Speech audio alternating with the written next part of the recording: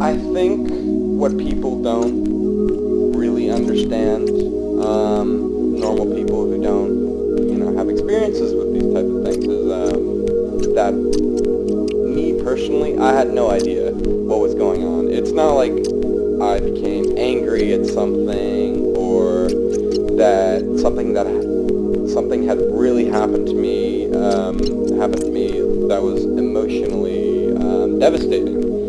It was just like I lost touch with reality. I had been a normal kid, happy-go-lucky. My friends would poke fun of me because I was always smiling, and always making jokes, and I was the most upbeat.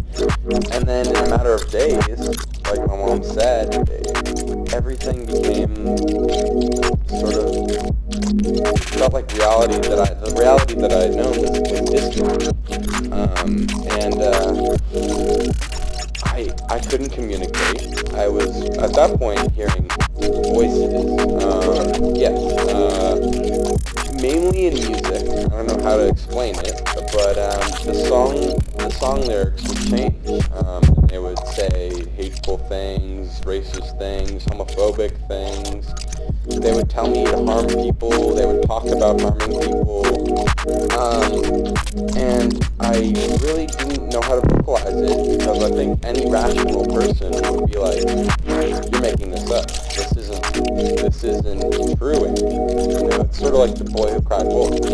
So I figured I wouldn't cry because no one was going to come for me.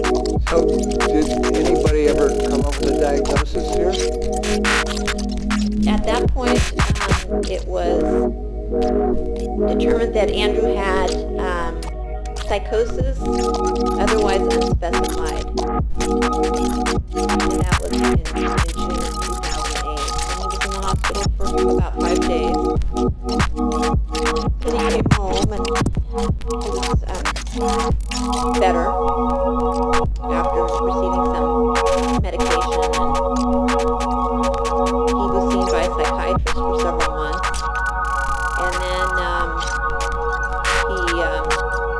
he went off his medication after about 6 months, and about 3 months later, without any other form of treatment, no more visits to the psychiatrist, no more talk therapy, he had his second psychotic break. So, eventually, Andrew, did they tell you what you had, what you were suffering from? Yeah, my family and I met with a psychiatrist at UCSF, and after one meeting, probably 30-minute meeting, he decided that I had schizophrenia. And I didn't feel very good about this diagnosis, because undisclosed psychosis it sounded 10 times better than schizophrenia. When I thought of schizophrenia, I thought of teenagers, beating up people and, breaking laws and acting like hooligans in a way, out of control. And that certainly wasn't me. I was never physically aggressive, sometimes frustrated, but I never hurt anyone in my experiences with psychosis. You said that when you were hearing voices, especially in this song, they're kind of urging you on to some sort of physical. Yeah, but my parents brought me up well, and I knew that